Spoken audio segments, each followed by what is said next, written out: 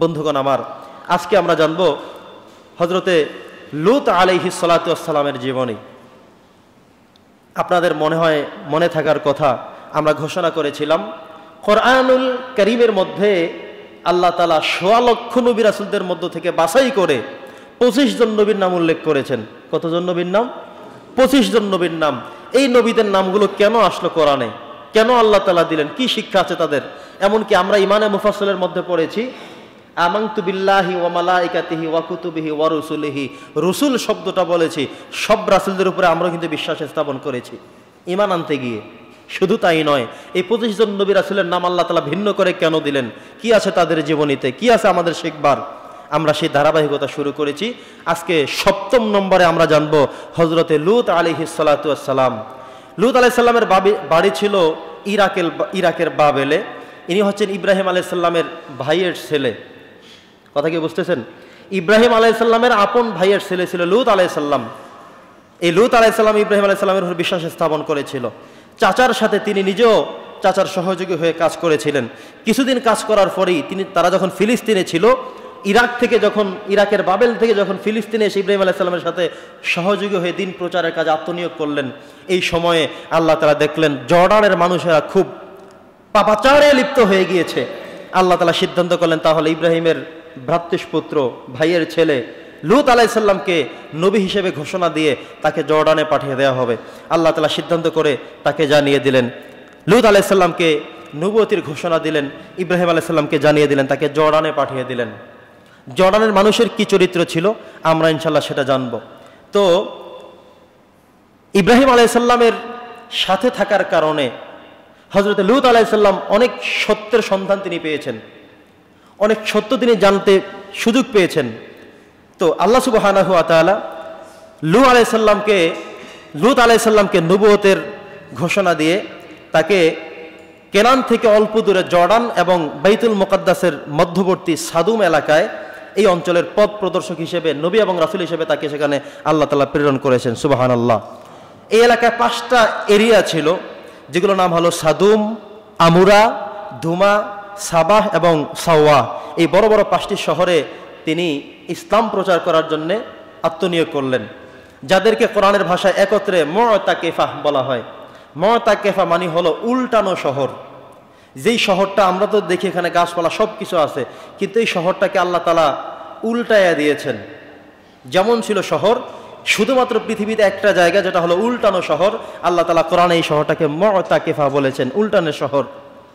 কেন এটা এমন হলো আমরা ইনশাআল্লাহ সরাসরি কোরআনুল কারীম থেকেই জানব। বন্ধুগণ আমার, লূত আলাইহিস সালাতু ওয়াস সালামকে যখন তার জর্ডানের এরিয়ায় পাঠায়, ওই সময় তাদের মধ্যে 3টা বাজে স্বভাব ছিল, 3টা মন্দ চরিত্র ছিল। কয়টা? একটু কথা বলবেন, কয়টা? 3টা বাজে চরিত্র ছিল। একটা হলো তারা সমকামিতা করত, পুরুষে পুরুষে অপকর্ম করত, নারী নারী অপকর্ম করত। এটা ছিল তাদের মধ্যে প্রচলিত একটি কাজ। 2 নম্বরে তাদের যে আচরণ ছিল সেটা ছিল ডাকাতি। তারা রাস্তাঘাটে মানুষকে ধরে ধরে ডাকাতি করত, এবং এই আচরণটি ছিল তাদের সবচেয়ে ভয়াবহতম একটি অবস্থা। কোনো ভালো মানুষ, কোনো সুপুরুষ কোনো জায়গা দিয়ে ভালোভাবে কখনো যেতে পারতো না, যেগুলো আল্লাহ তাআলা কোরআনে বলেছেন। প্রথমটি বলেছেন সূরাতুল আরাফের 81 নম্বর আয়াত, যে ইন্নাকুম লাতাতুনার রিজালা শাহওয়াতাম মিন দুনিন নিসা। এরা নারীদেরকে বিয়ে করতে চাইতো না, কিন্তু পুরুষে পুরুষ অপকর্ম করত। 2 নম্বর তাদের ছিল, যেটা আল্লাহ তাআলা কোরআন থেকে আমি বলছি, ওয়াতাকতাউনা ফিস সাবিল, এবং তারা রাহাজানি করত। সূরাতুল আনকাবুতে আসছে 29 নম্বর আয়াত, মানুষকে রাস্তায় ধরে ধরে রাহাজানি করত। 3 নম্বরে ওয়াতাতুনা ফি নাদিকুমুল মুনকার, এবং তারা তাদের নাইট ক্লাব ছিল। বর্তমানে এভাবে পৃথিবীতে বিভিন্ন জায়গায় আছে নাইট ক্লাব, যেখানে তারা একত্রিত হয়ে প্রকাশ্যে মদ এবং বিভিন্ন আসর জমিয়ে একদম প্রকাশ্যে তারা অপকর্মগুলো করত। নাউজুবিল্লাহ পড়েন। এই 3টা অপরাধে তারা অপরাধী ছিল, যেটা আল্লাহ তাআলা কোরআনের মাধ্যমে আমাদেরকে জানিয়ে দিয়েছেন। এই অপরাধগুলো ছিল তাদের মধ্যে। আল্লাহ তাআলা সিদ্ধান্ত করলেন যে আমি আমার নবী লূতকে সেখানে পাঠিয়ে দিব, তিনি সেখানে তাদের মাঝে দাওয়াত প্রচারণ করবেন। তো লূত আলাইহিস সালামকে আল্লাহ তাআলা নবুয়তের ঘোষণা দিয়েছেন সূরাতুস সফফাত 133 নম্বর আয়াতে, ওয়া ইন্না লূতাল্লা মিনাল মুরসালিন। আল্লাহ বলেছেন আমি লূতকে আমার প্রেরিত রাসূলদের মধ্যে, নবীদের মধ্যে তাকে আমি একজন হিসেবে ঘোষণা করলাম। ওয়া লূতান আতাইনাহু হুকমান ওয়া ইলমান, আমি লূতকে হিকমত এবং ইলম, জ্ঞান এবং প্রজ্ঞা দিয়ে তাকে আমি পাঠিয়েছি। ওয়া আদখালনাহু ফি রাহমাতিনা ইন্নাহু মিনাস সালিহিন, আমি তাকে আমার অনুগ্রহ ভাজন করেছিলাম, সৎকর্ম পরায়ণশীলদের অন্তর্ভুক্ত তাকে আমি করেছিলাম। তাকে এমন কিছু মেধা, এমন কিছু জ্ঞান, এমন কিছু প্রজ্ঞা আমি তাকে দিয়ে ওই এলাকার মানুষের কাছে আমি পাঠিয়েছি, যাদের কাছে 3টা অশ্লীল চরিত্র ছিল, বাজে স্বভাব ছিল, মন্দ চরিত্র ছিল। এরা সেই চরিত্রগুলো নিয়ে সেখানে অপকর্মগুলো করত। আর আল্লাহ সুবহানাহু ওয়া তাআলা চাইলেন সেখান থেকে তাদেরকে ফিরিয়ে আনতে। আল্লাহ সুবহানাহু ওয়া তাআলা অন্য এক আয়াতে বলেছেন, ইজ ক্বালা লাহুম আখুহুম লূত আল্লা তাত্তাকুন। লূত আলাইহিস সালামের যেই জর্ডানে উনি প্রবেশ করলেন, উনি তাদেরকে গিয়ে কিছু মেসেজ করলেন, সবাইকে ডাকলেন, বসালেন, বললেন কিছু কথা আছে আমার, আমি তোমাদের কাছে কোনো কিছুর প্রত্যাশা করি না, কোনো বিনিময় আমি তোমাদের থেকে চাই না, চাইবো না। আমি আল্লাহর কাছ থেকে এসেছি, আল্লাহই আমাকে প্রতিদান দিবেন পরকালে, এই দুনিয়াতেও নয়। আমি শুধু তোমাদের কাছে মেসেজগুলো থ্রো করব, তোমরা আমাকে অনুসরণ করবে, ফলো করবে। আমাকে অনুসরণ করলে, ফলো করলে তোমরা সঠিক পথ পাবে, জান্নাতের রাস্তা পাবে, নইলে তোমরা আযাব আর গজব দিয়ে সব ধ্বংস হয়ে যাবে। ইন আজরিয়া ইল্লা আলা রাব্বিল আলামিন, তিনি বললেন যে এই পৃথিবীতে আমি তোমাদের থেকে কিংবা কারো থেকে কোনো কিছুর আশা আমি করি না। বন্ধুগণ আমার, এরপরে আল্লাহ সুবহানাহু ওয়া তাআলা বলতেছেন, উনি যখন তাদের কাছে এই দাওয়াতগুলো দেওয়া শুরু করলেন, তারা খুব রেগে গেল, খুব বিষাক্ত হয়ে গেল লূত আলাইহিস সালামের উপরে। এই তোমার বাড়ি কোথায়, কোত্থেকে আসছো? উনি বললেন যে আমার বাড়ি হলো ইরাকের বাবেল শহরে, সেখান থেকে আমি দাওয়াত প্রচার করতে এসেছিলাম। আমার আপন চাচা ইব্রাহিম আলাইহিস সালামের সাথে ফিলিস্তিনে ছিলাম, এই ফিলিস্তিন থেকে আমার রব আমাকে নবুয়তের ঘোষণা দিয়ে তোমাদের জর্ডানে পাঠিয়ে দিয়েছেন তোমাদের অপরাধ অপকর্মগুলো বন্ধ করার জন্যে। তারা এবার বলল, ক্বালু লা ইন লাম তানতাহি, যদি তুমি থেমে না যাও, ইয়া লূত, হে লূত, লাতাকুনান্না মিনাল মুখরাজিন, তোমাকে আমরা এই এরিয়া থেকে বের করে দেব। তুমি কোত্থেকে আসছো? ইরাকের বাবেল থেকে এসে জর্ডানে এসে জুড়ে বসেছো, এখানে এসে আবার নিজেকে নবুয়ত দাবি করেছো, আবার নিজেকে মানতে আমাদেরকে বলতেছো, আমরা তোমাকে মানতে পারবো না। কথা কি বুঝতেছেন? ম্যাক্সিমাম নবী রাসূলদেরকে তার জাতিরা বা ওই কওমেরা তারা অস্বীকার করেছিল, তাদেরকে প্রত্যাহার করেছিল, তাদেরকে গালিগালাজ করেছিল, শাস্তির আওতাভুক্ত করেছিল।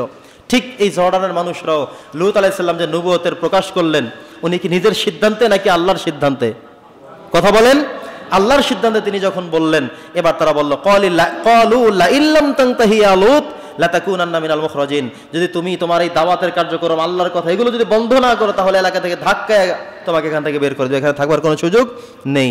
ক্বালা ইন্নী লিআমালিকুম মিনাল ক্বালিন রব্বি নাজ্জিনি ওয়া আহলি মিম্মা ইয়ামালুন। এবার লূত আলাইহিস সালাম নিরুপায় হয়ে আল্লাহ তাআলার কাছে সাহায্য চাইলেন এবং বললেন, শোনো, তোমরা যত কিছুই বলো না কেন, তোমরা যে সমস্ত অপকর্মগুলো করো, আমি এর তীব্র নিন্দা জ্ঞাপন করলাম। তোমরা পুরুষেরা যা করো, তোমরা যেভাবে ডাকাতি করো, নাইট ক্লাবগুলোতে মসজিদের আসর দিয়ে প্রকাশ্য অশ্লীল বেহায়াপনা কাজগুলোতেও তোমরা করো, এর তীব্র নিন্দা আমি জ্ঞাপন করলাম। এগুলা ধ্বংসাত্মক কাজ, নিকৃষ্টতম কাজ, এর থেকে বাজে কাজ, বাজে স্বভাব, বাজে চরিত্র পৃথিবীর আর কারো ছিল না, এমন চরিত্র তোমাদের। কথা কি বুঝতেছেন? তিনি খুব শক্তিশালীভাবে এবার বলতে শুরু করলেন। বন্ধুগণ আমার, এবার তারা তাকে দেশ থেকে বিতাড়িত করে দিবে, তারা তাকে বের করে দেওয়ার সকল সিদ্ধান্ত চূড়ান্ত করলো। এবার লূত আলাইহিস সালাম তার জাতিকে দাওয়াত দেওয়া শুরু করলেন, পাশাপাশি তিনি তাদেরকে একটু ভয় দেখানো শুরু করলেন। তাদেরকে বললেন যে, শোনো, তোমরা যদি আমার কথা না মানো, তাহলে আল্লাহর পক্ষ থেকে আযাব চলে আসবে। আযাব কি হবে? এমন আযাব হবে যে আমি লূত আলাইহিস সালামের আগের যারা নবী রাসূল ছিল, তাদেরকে যারা মানেনি, আল্লাহ তাআলা তাদেরকে আযাব আর গজব দিয়ে ধ্বংস করে দিয়েছেন। তোমরা যদি আমার কথা না মানো, তাহলে তোমাদেরকে আল্লাহ তাআলা আযাব আর গজব দিয়ে ধ্বংস করে দিবেন। এবার তারা বলল, ঠিক আছে, তাহলে আযাব আনো। তুমি যদি নবী হয়ে থাকো, তাহলে আযাব এনে দেখাও, কি আযাব তুমি দিতে পারো। তারা বলল, ফামা কানা জাওয়াবা কওমিহি ইল্লা আন ক্বালু উতিনা বিআযাবিল্লাহ ইন কুনতা মিনাস সাদিকিন। তুমি যদি আসলেই সত্যিকারের নবী হয়ে থাকো, যেটা সূরাতুল আনকাবুতের 29 নম্বর আয়াতে এসেছে, তারা বলতে লাগলো, তুমি যদি আসলে নবী হয়ে থাকো লূত, তাহলে এবার আল্লাহর থেকে একটু শাস্তি এনে আমাদেরকে দেখাও তো। কথা কি বুঝতেছেন? শাস্তি এনে আমাদেরকে দেখাও, তাহলে আমরা বুঝবো হ্যাঁ তুমি আসলেই নবী। বন্ধুগণ আমার, এবার লূত আলাইহিস সালাম দেখলেন যে আসলে কিছুই তো করা যাচ্ছে না, এদেরকে ভয় দেখাইলেও লাভ নেই, ভালো কথা বললে কোনো ফায়দা পাওয়া যাচ্ছে না, উনি তাদের কিছুই করতে পারছেন না। বন্ধুগণ আমার, আপনাদেরকে আরেকটি বিষয় অবহিত করে যাই। এদিকে লূত আলাইহিস সালাম নিজে একজন নবী ছিলেন, ওনার স্ত্রী ছিল, তিনি কিন্তু তাকে ফলোয়ার হননি, তার ফলোয়ার হয়নি, তিনি কিন্তু তাকে বিশ্বাস স্থাপন করেনি। তার 3টা মেয়ে ছিল, মেয়েগুলো বাবার অনুসারী ছিল।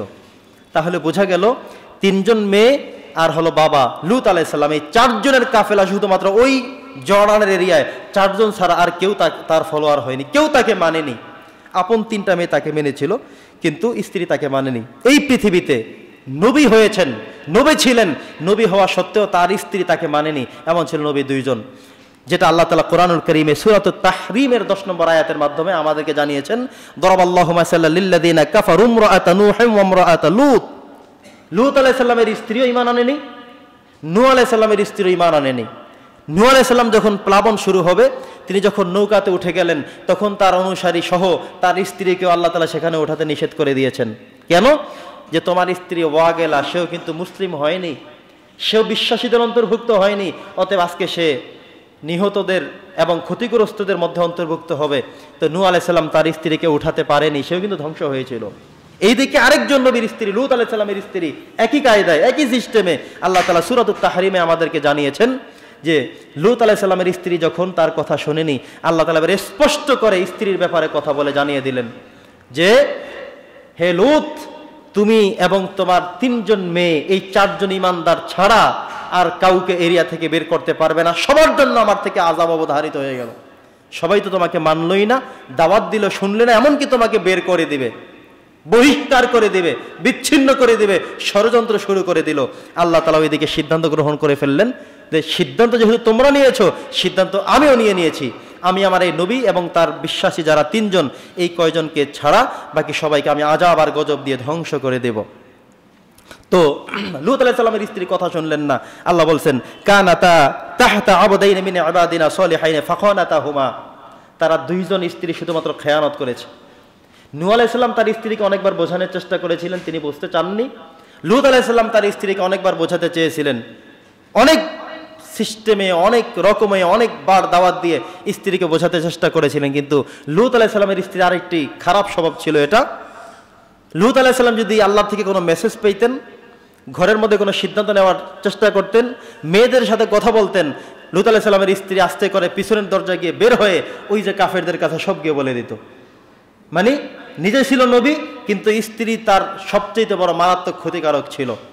তো এটা আল্লাহ তাআলা এটা মাঝে মধ্যে করে দেখান যে নবীর স্ত্রীরাও জাহান্নামে যেতে পারে, কাফের হতে পারে, আবার কাফেরের স্ত্রীও জান্নাতে যেতে পারে। ফেরাউনের স্ত্রীর নাম হলো আসিয়া, তিনি কিন্তু জান্নাতের মেহমান। সুবহানাল্লাহ বলেন।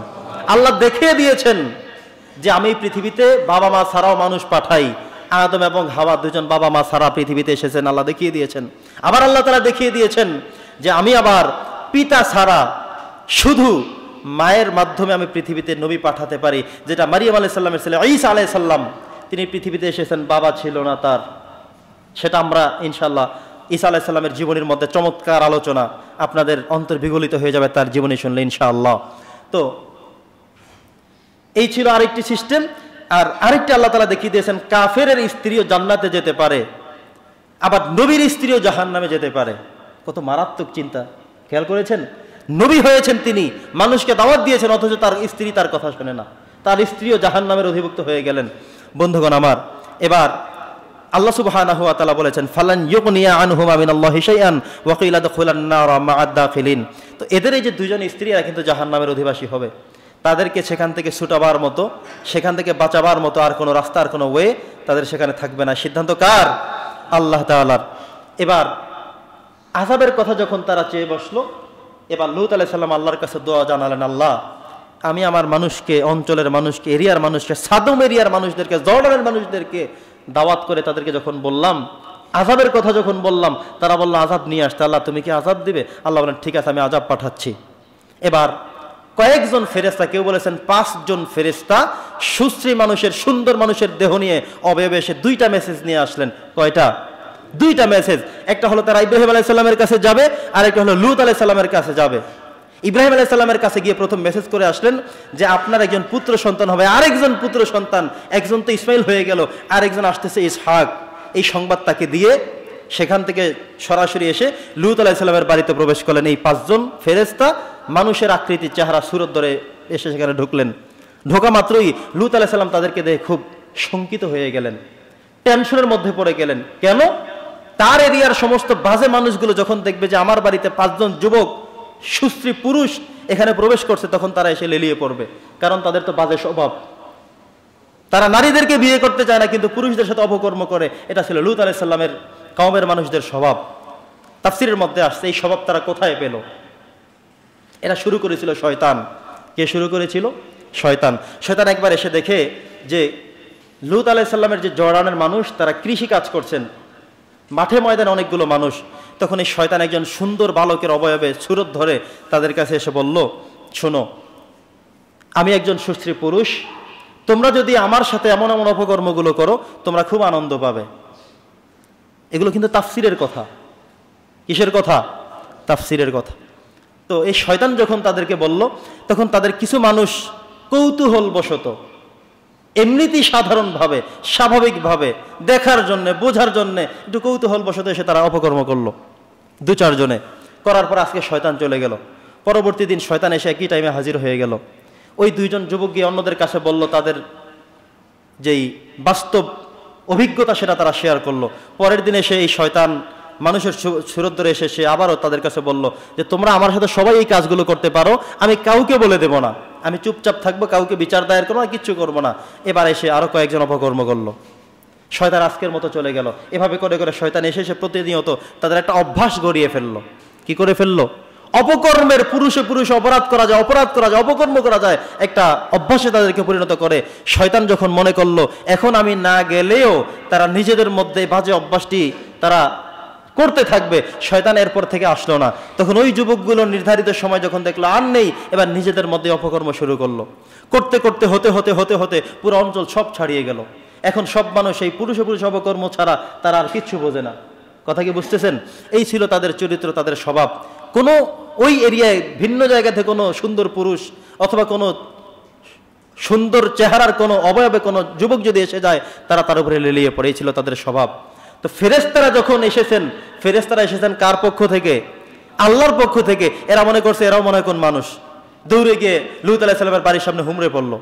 লূত আলাইহিস সালামের বাসায় যখন এসে গেল, কোরআন মাজিদের মধ্যে আসছে সূরা হুদের মধ্যে ৭৭ নম্বর আয়াতে আল্লাহ তাআলা জানিয়ে দিলেন যে ওয়ালাম্মা জাআত রুসুলুনা লূতান সিআ বিহিম ওয়া দাকা বিহিম যারা। লূত আলাইহিস সালামের বাড়িতে যখন এই যুবকরা এসে, ফেরেশতারা এসে যুবকের আকৃতি ধরে ভিতরে প্রবেশ করলো, তিনি বিষণ্ণ হৃদয় হয়ে গেলেন, টেনশনের মধ্যে পড়ে গেলেন, এবং তিনি এই যুবকদেরকে রক্ষা করতে পারবেন না এমন টেনশনের মধ্যে পড়ে গেলেন। যুবকরা ঢোকা মাত্রই পিছনের দরজা দিয়ে স্ত্রী গিয়ে ওই মানুষের কাছে বলে যে এই তোমরা তো এই কাজ করো, আমার স্বামীর কাছে কিছু যুবক এসেছে, তোমরা দ্রুত সেখানে চলে যাও। কথা কি বুঝতেছেন? ওরা তো দৌড়ে তাড়াতাড়ি চলে আসলো, এসে দেখে আসলেই সেই কথা। এবার লূত আলাইহিস সালাম বলেন ওয়াকালা হাযা ইয়াউমুন আসীব, আজকের দিনটি আমার জন্য খুব ভয়াবহ একটি দিবস।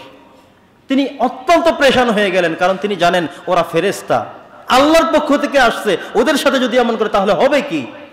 আমার কাছে তারা মেহমান, মেহমানদের ইজ্জত সম্মান আমি রক্ষা করতে না পারলে আমি তো থাকা না থাকা সমান কথা। উনি প্রচন্ড পরিমাণ টেনশনের মধ্যে পড়ে গেলেন। এত বেশি পরিমাণ টেনশন করলেন, এই সময় তার এমন চেহারা, এমন বিবর্তন আর কখনো তার মধ্যে দেখা যায়নি। এবার লূত আলাইহিস সালাতু ওয়াস সালাম তাদেরকে উদ্দেশ্য করে বললেন যে শোনো, তোমরা আমার কাছে মেহমান হয়ে এসেছো, কিন্তু আমার সমাজের এই যুবকরা যে অপকর্মগুলো করে যাচ্ছে আমি তাদের কিভাবে থামাবো? তিনি তাদেরকে বলতে লাগলেন যে ওয়াজাআ কওমুহু ইউহরাউনা ইলাইহি মিন ক্বাবলু ওয়া কানু ইয়ামালুনা সাইয়্যাত। ওই যুবকরা এলাকার বিভিন্ন জায়গা থেকে দৌড়ে এসে হুমড়ে পড়ল দরজার সামনে, এসে ওয়া মিন ক্বাবলু কানু ইয়ামালুনা সাইয়্যাত, আল্লাহ বলেছেন যারা ইতিপূর্বে এই অপরাধগুলোর সাথে জড়িত তারাই চলে এসেছেন। এসে ইয়া কওমি হাউলাই বানাতি হুন্না আতহারু লাকুম ফাত্তাকুল্লাহ। এবার লূত আলাইহিস সালাম এত পরিমাণে টেনশনের মধ্যে পড়ে গেলেন, তিনি তাদেরকে এবার বললেন যে শোনো আমার এরিয়ার মানুষেরা, আমার 3টা মেয়ে আছে। কি আছে? আমার 3টা মেয়ে আছে। তোমরা যদি প্রয়োজন মনে করো আমি 3টা মেয়ে তোমাদেরকে এখনই দিয়ে দেব, বিয়ের ব্যবস্থা করে দিব, তাদেরকে তোমরা নাও, নিয়ে তোমাদের কামনা বাসনা যা হয় সব তোমরা পূর্ণ করো, কিন্তু আমার মেহমানদেরকে তোমরা হস্তক্ষেপ করো না। এটা বাজে স্বভাব, বাজে চরিত্র, এটা করো না। তিনি সরাসরি নিজের মেয়েদেরকে সাইলেন্ডার হয়ে সাধলেন, যেটা আল্লাহ তাআলা কোরআনে বলেছেন সূরা হুদ 78 নম্বর আয়াত, বাড়িতে গিয়ে খুলে দেখবেন। ক্বালা ইয়া কওমি হাউলাই বানাতি, এগুলো আমার মেয়ে, হুন্না আতহারু লাকুম, এরা তোমার জন্য আরো বেশি পবিত্র। অনেক বেশি পবিত্র, এদেরকে বিয়ে করে তোমরা নিয়ে যাও। ফাত্তাকুল্লাহ, আল্লাহকে ভয় করো। ওয়ালা তুখজুনি ফি দাইফি, আমার মেহমানদের উপর চড়াও হয়েও না, এরা আমার মেহমান, এরা আমার অতিথি, এদের সাথে তোমরা এই বাদের স্বভাব করার জন্য কেন আসছো? উনি যখন বললেন, উনি নিরুপায় হয়ে দেখলেন না তারা তো কোনো কথাই শোনে না, মেয়েদের কথা বললেন, আরো কিছু বোঝালেন। উনি সর্বশেষ বললেন, আলাইসা মিনকুম রাজুলুন রশিদ, তোমাদের মধ্যে কি একজনও ভালো মানুষ নেই? একজনে কি ভালো মানুষের সন্তান নাই? আমার এই যে কথাগুলো বললাম অনুনয় বিনিময় করে, এটা কি শুনবার মতো আর কেউ নেই? তারা কোনো কথাই শুনল না। এবার ফেরেশতারা লূত আলাইহিস সালাতু ওয়াস সালামকে বললেন, অভয় করলেন, বললেন যে আপনি এই ব্যাপারে আর কোনো চিন্তা করবেন না, কারণ আমরা আল্লাহর পক্ষ থেকে রাসূল, আমরা আল্লাহর পক্ষ থেকে ফেরেশতা। তারা বলল, ক্বালু ইয়া লূত ইন্না রুসুল রাব্বিকা, আমরা আল্লাহর পক্ষ থেকে ফেরেশতা হয়ে আপনার কাছে এসেছি। লান ইয়াসিলু ইলাইকা, তারা আমাদের কাছে আসতে পারবে না। ফাসরি বিআহলিকি বিকিতইম মিনাল লাইলি ওয়ালা তালতাফিত মিনকুম আহাদুন ইল্লা ইমরাআতাক। কত চমৎকার কথা। এবার ফেরেশতারা বলল যে আমরা কিন্তু আযাবের সংবাদ নিয়ে আসছি, আপনার এরিয়ার মানুষের আযাব চেয়েছে, আমরা সেই আযাব নিয়ে আপনার কাছে উপস্থিত হয়েছি। ওরা কিছুই করতে পারবে না, আপনি ধৈর্য ধরেন, বসেন। সংবাদটা কি? যে এখন রাত্র সন্ধ্যার পর, মাগরিবের পর, অন্ধকারের মধ্যেই তারা আসছিল, কিন্তু স্ত্রী গিয়ে ঝামেলা না বাজাইলে সমস্যা ছিল না, বাজাই দিয়েছে কিন্তু ঘর থেকেই। আপনি দেখবেন আপনার স্ত্রী যদি আপনার পক্ষের না হয়, আপনার সন্তান যদি আপনার পক্ষের না হয়, আপনার বাড়ির মানুষ যদি আপনার পক্ষের না হয়, তাহলে আপনি অনেক কিছুই করতে পারবেন না, ঠিক কিনা বলেন? তো লূত আলাইহিস সালাম এবার চুপচাপ করে শান্ত হয়ে বসলেন। এবার ফেরেশতারা জানিয়ে দিলেন যে ফাআসরি বিআহলিকি বিকিতইম মিনাল লাইল, আপনি রাতের একটা অংশে খুব দ্রুত ঘর থেকে বেরিয়ে যেতে হবে, আযাবের সংবাদ চলে আসছে। আজকে রাতেই, ভোর রাতের দিকে, শেষ রাতের দিকে আযাব চলে আসবে আল্লাহর পক্ষ থেকে, আযাবের একেবারে কাছাকাছি। তবে ওয়ালা তালতাফিত মিনকুম, আপনারা যখন যাবেন পিছনের দিকে ফিরে তাকাতে পারবেন না। আমরা 5 জন ফেরেশতা যেই দিকে যাব, আপনারা শুধু আমাদের পিছনে পিছনে যেতে থাকবেন। নির্ধারিত একটা জায়গার পরে আল্লাহ তাআলা সেটা আযাবের অন্তর্ভুক্তের বাইরে রেখেছেন। আমরা শুধু আপনাকে বাঁচাতে এসেছি, আল্লাহর থেকে মেসেজ নিয়ে আসলাম, আপনি শুধু যাবেন, আপনার 3 জন সন্তান যাবে, এটা আল্লাহ তাআলা কোরআনে বলে দিয়েছেন। এরপরে ইল্লা ইমরাআতাক, তবে আপনি আপনার স্ত্রীকে নিতে পারবেন না। কাকে? স্ত্রীকে নিতে পারবেন না। ইন্নাহু মুসিবুহা মা আসাবাহুম, সে ওদের মতো করে ধ্বংস হবে, কারণ সে তাদের মতোই। ইন্না মাওআইদাহুমুস সুবহ, সকাল কিন্তু হয়ে যাচ্ছে, খুব দ্রুত বের হন।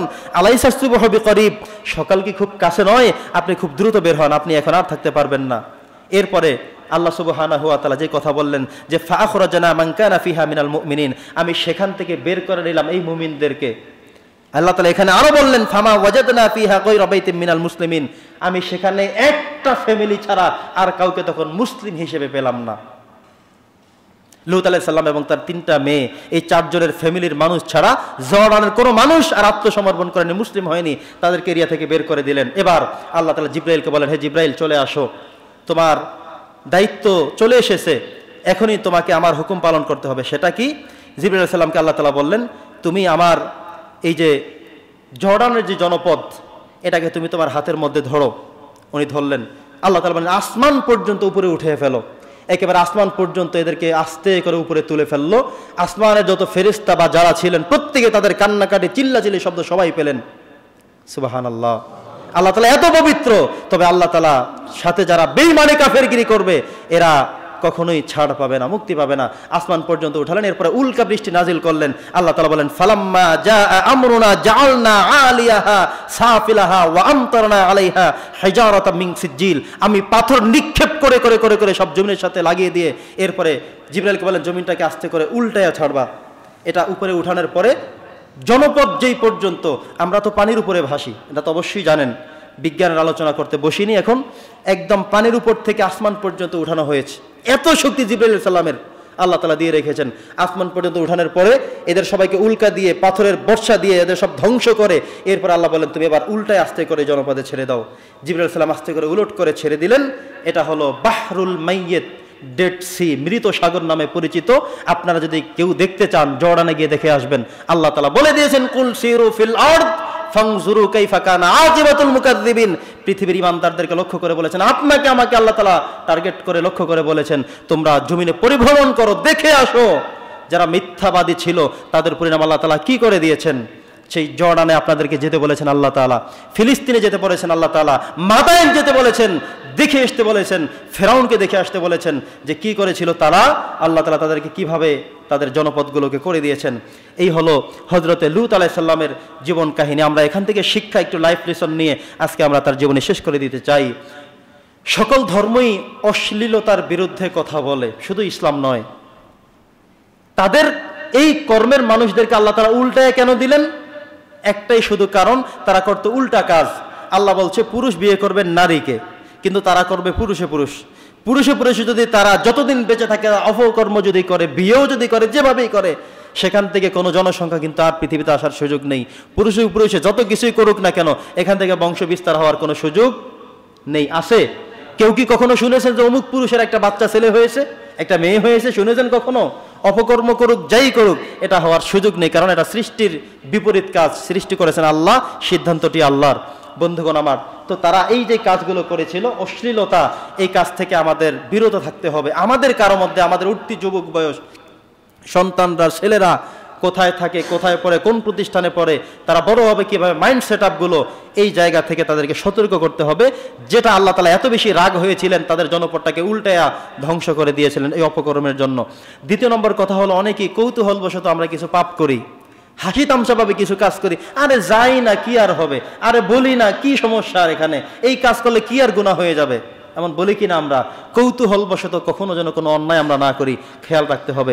চতুর্থ নম্বর হলো, মেহমানদের সম্মান রক্ষা করা। এটা কিন্তু মেজবানের বড় একটি কাজ।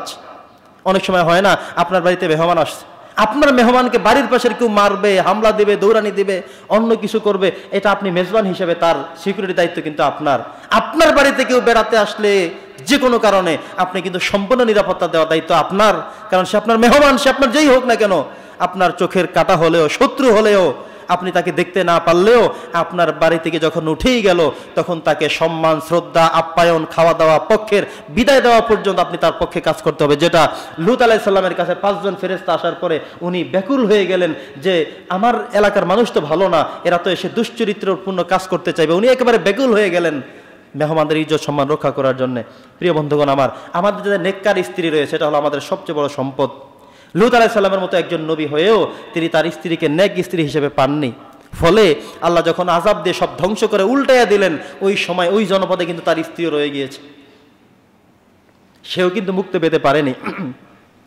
আমাদের যাদের স্ত্রী নেককার হয়েছে, যে স্ত্রী আপনাকে বলবে নামাজের সময় হয়েছে, নামাজ পড়তে যান, সাহারির সময় হয়েছে, খেতে উঠেন, যে স্ত্রী আপনাকে নেক কাজ করতে বারবার উদ্বুদ্ধ করবে, এগিয়ে দিবে, নিঃসন্দেহে আপনি বুঝতে পারবেন আপনাকে আল্লাহ তাআলা একজন নেককার স্ত্রী দিয়েছেন। আর আপনি যদি স্ত্রীর জন্য ভালো কাজ করতে না পারেন, দাড়ি রাখবেন, স্ত্রীর কথা হইল না রাখতে পারবা না, তাহলে বোঝা গেল আপনার স্ত্রীটা নেককার না। আপনি আমার সাথে রাক্ষসাক যাই করেন, আপনি দাড়ি রাখবেন, স্ত্রীর কারণে দাড়ি রাখতে পারেন না, বোঝা গেল আপনার স্ত্রীটা নেককার না। আপনি নামাজ পড়তে আসবেন, স্ত্রী বলো আরে নামাজ কি পড়ে কি হবে, এখন আগে খান, আগে খায়ালন, এরপরে ঘুমান।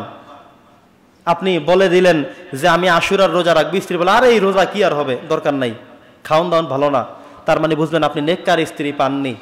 আপনার স্ত্রী যদি আপনাকে নেক কাজে অগ্রসর করে দেয়, সামনে আগায় দেয়, সেটা শুকরিয়ার বিষয়। আর যদি দেখেন এখান থেকে পিছনে টেনে রাখে, তাহলে বোঝা গেল আপনি নেককার স্ত্রী পাননি। যেন আল্লাহর কাছে দোয়া করতে হবে, রব্বানা হাব লানা মিন আজওয়াজিনা ওয়া যুররিয়াতিনা কুররাতা আয়ুনিন ওয়াজআলনা লিল মুত্তাকিনা ইমামা। সম্মানিত উপস্থিতি, লূত আলাইহিস সালামের জীবনী আমরা আজকে শেষ করে দিলাম। আমাদের নির্ধারিত সময় থেকে 4-5 মিনিট অতিক্রম হওয়ার কারণে